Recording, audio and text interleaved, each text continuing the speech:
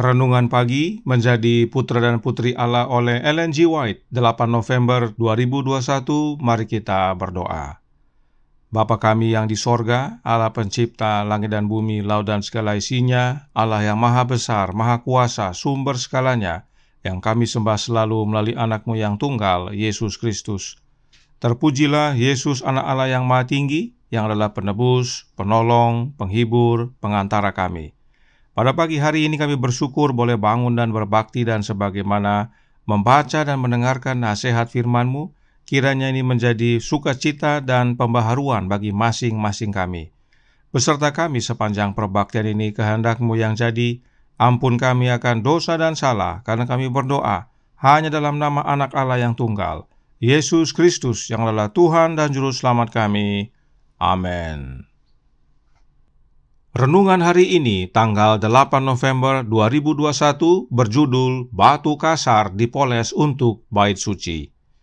Ayat inti terdapat dalam Efesus 2 ayat 21 yang berbunyi, "Di dalam Dia tumbuh seluruh bangunan, rapi tersusun menjadi bait Allah yang kudus di dalam Tuhan." Melalui rahmat Kristus, Anda akan melakukan usaha yang telah ditentukan untuk mengatasi semua cara dan perilaku yang dingin, kasar, keras, tidak sopan. Pedang kebenaran yang luar biasa telah membawa Anda keluar dari tambang dunia. Anda adalah batu kasar dengan ujung-ujung yang bergerigi, menyakiti dan merusak siapapun yang bersentuhan dengan Anda. Ada pekerjaan yang harus dilakukan untuk menghaluskan pinggiran yang kasar. Jika Anda menghargai nilai pekerjaan yang harus dilakukan di bengkel Allah, Anda akan menyambut pukulan kapak dan palu. Harga diri Anda akan terluka, pendapat Anda yang tinggi tentang diri Anda akan dihilangkan oleh kapak dan palu, dan kekasaran karakter Anda akan dihaluskan. Dan ketika kecenderungan diri dan jasmani dilenyapkan, maka batu akan mengambil bentuk yang tepat untuk bangunan sorgawi, dan kemudian proses pemolesan, pemurnian, penaklukan, pembakaran akan dimulai, dan Anda akan dibentuk sesuai dengan karakter Kristus. Jika kita bukan pria dan wanita yang lebih baik, jika kita tidak lebih baik hati, lebih menyayangi, lebih sopan, lebih penuh kelembutan dan kasih, jika kita tidak menyatakan kepada orang lain kasih yang membawa Yesus kepada dunia dalam misi belas kasihannya, kita bukanlah saksi kuasa Yesus Kristus kepada dunia. Yesus hidup bukan untuk menyenangkan dirinya sendiri.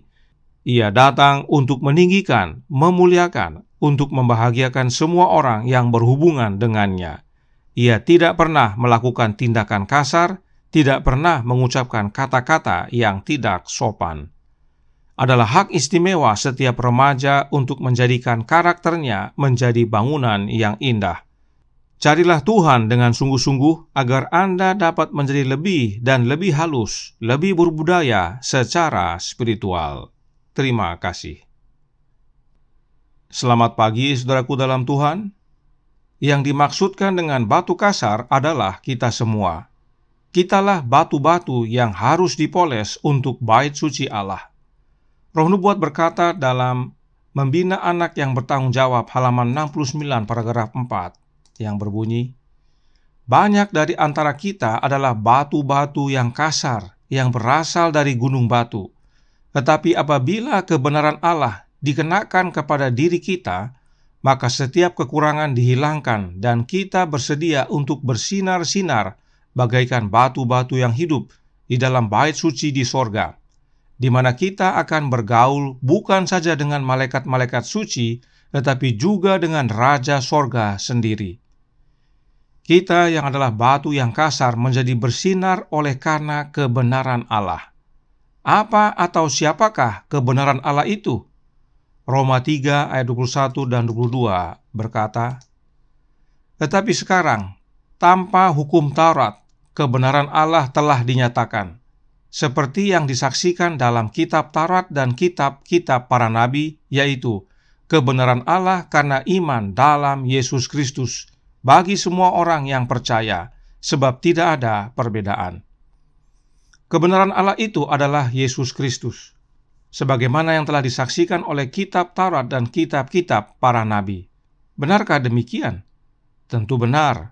Alkitab berkata dalam Yohanes 1 ayat 45 yang berbunyi, Filipus bertemu dengan Nathanael dan berkata kepadanya, "Kami telah menemukan Dia yang disebut oleh Musa dalam kitab Taurat dan oleh para nabi, yaitu Yesus, anak Yusuf dari Nazaret."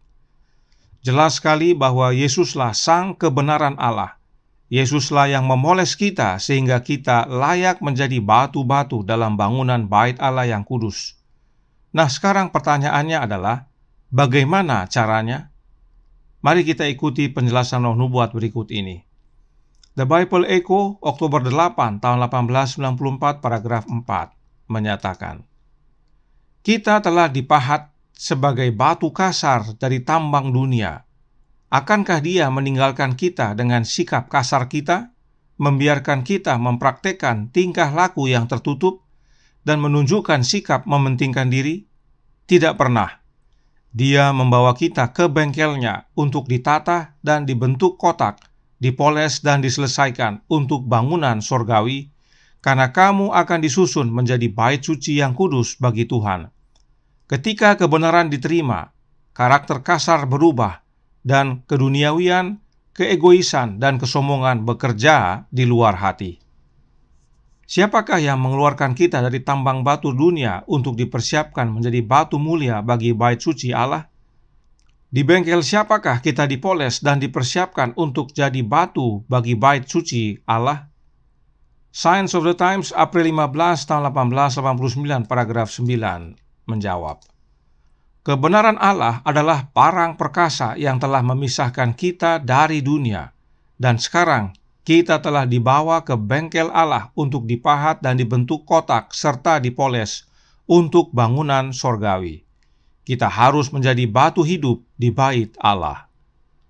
Kebenaran Allah adalah Yesus Kristus. Jadi, Yesuslah yang telah memisahkan kita dari dunia.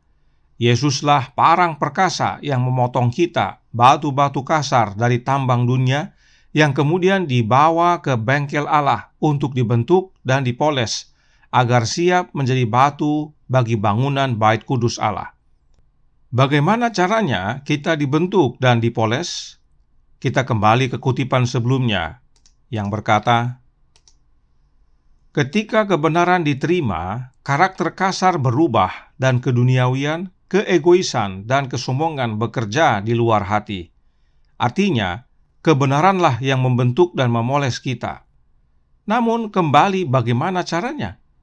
Masih dalam artikel yang sama dan dalam paragraf yang sama, Nyonya White menuliskan, Bible Echo, Oktober 8, tahun 1894, paragraf 4, berbunyi, tugas Roh Kudus adalah untuk mengerjakan manusia, bukanlah bagian kita untuk mengerjakan Roh Kudus.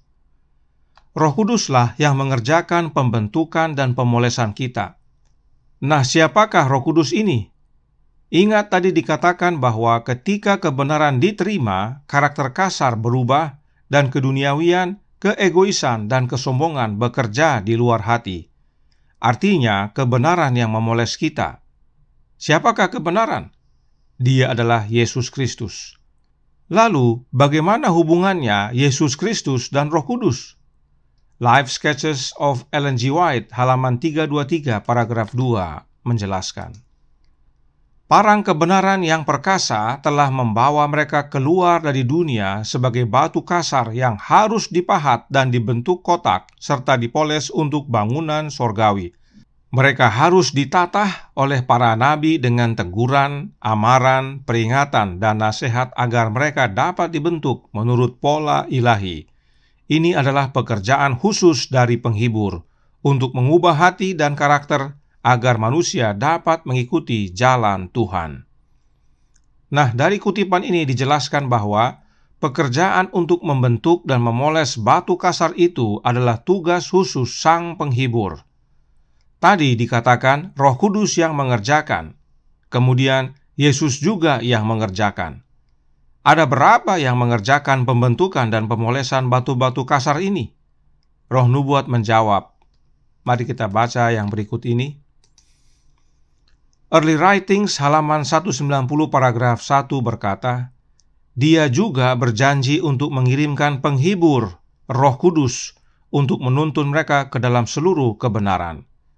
Jadi penghibur itu adalah Roh Kudus. Tapi kemudian Nyonya White menuliskan, biarlah mereka mempelajari Yohanes pasal 17 dan belajar bagaimana berdoa dan bagaimana menghidupkan doa Kristus. Dia adalah Sang Penghibur. Dia akan tinggal di hati mereka, membuat sukacita mereka penuh. Manuskrip 1 tahun 1903 paragraf 13. Jadi Roh Nubuat juga berkata bahwa penghibur itu adalah Yesus Kristus. Karenanya tidak heran saudaraku dalam Tuhan, Roh Nubuat berkata dalam suratnya nomor 66 tahun 1894 paragraf 18 yang berbunyi, Kami mau Roh Kudus yang adalah Yesus Kristus. Jadi jelas bahwa yang mengerjakan hanya satu, yaitu Yesus Kristus, oleh kehadiran Roh Kudusnya, atau yang disebut Roh Kristus, yang juga disebut penghibur. Ingat kembali kutipan berikut ini dalam manuskrip Religious volume 14, halaman 179 paragraf 2, yang berkata, Aku akan minta kepada Bapa, dan Ia akan memberikan kepadamu seorang penolong yang lain, supaya Ia menyertai kamu selama-lamanya, yaitu Roh kebenaran. Dunia tidak dapat menerima Dia, sebab dunia tidak melihat Dia dan tidak mengenal Dia. Tetapi kamu mengenal Dia, sebab Ia menyertai kamu dan akan diam di dalam kamu. Yohanes 14 ayat 16 dan 17. Ini merujuk pada kemahahadiran Roh Kristus yang disebut penghibur. Jelas sekali bahwa Roh Kristus itulah Sang Penghibur, sebab Yesus bekerja dalam hidup kita oleh kehadiran Roh-Nya yang disebut Roh Kristus, dan Roh Kristus itulah yang membentuk dan memoles kita agar menjadi batu hidup bagi bangunan Bait Kudus Allah. Apa yang terjadi saat kita dibentuk dan dipoles? Menjadi putra dan putri Allah halaman 330 paragraf 2 berkata, Harga diri Anda akan terluka, pendapat Anda yang tinggi tentang diri Anda akan dihilangkan oleh kapak dan palu, dan kekerasan karakter Anda akan dihaluskan. Dan ketika kecenderungan diri dan jasmani dilenyapkan, maka batu akan mengambil bentuk yang tepat untuk bangunan sorgawi, dan kemudian pemolesan, pemurnian, penaklukan, pembakaran akan dimulai, dan Anda akan dibentuk sesuai dengan karakter Kristus. Inilah yang terjadi, saudaraku dalam Tuhan, dan saat selesai proses pemolesan tersebut, maka kita menjadi sesuai dengan karakter Yesus. Dan memang karakter Yesuslah yang kita perlukan untuk melayakkan kita mewarisi kehidupan yang kekal dan menjadi batu hidup bagi Ka'bah Allah. Karenanya, saudaraku dalam Tuhan, kita yang adalah batu kasar, dipoles untuk bait suci, bukalah pintu hati kita, agar Yesus masuk dan berkuasa dalam hati kita, agar kita diubahkan menjadi serupa dengan Yesus, yaitu dalam karakter. Tuhan memberkati, saya bawa dalam nama Yesus. Amin. Mari kita berdoa. Bapa kami yang di sorga, Allah pencipta langit dan bumi, laut dan segala isinya, Allah yang maha besar, maha kuasa, sumber segalanya, yang kami sembah selalu melalui anak-Mu yang tunggal, Yesus Kristus. Terima kasih atas nasihat indah pagi hari ini. Kami semua batu kasar, namun dapat dipoles dan dipersiapkan untuk bait kudus Allah, hanya dengan menerima Kristus tinggal dalam hati kami. Sebab oleh Roh Kristuslah kami dipoles dan dibentuk, dipersiapkan untuk menjadi batu-batu mulia bagi bangunan bait suci Allah. Karenanya, tolong kami ya Bapa, curahkan roh anak-Mu dalam hati ini, berkuasalah Yesus dan ubahkan kami, kehendak-Mu yang jadi, ampun kami akan dosa dan salah, karena kami berdoa hanya dalam nama anak Allah yang tunggal, Yesus Kristus yang adalah Tuhan dan Juru Selamat kami. Amin.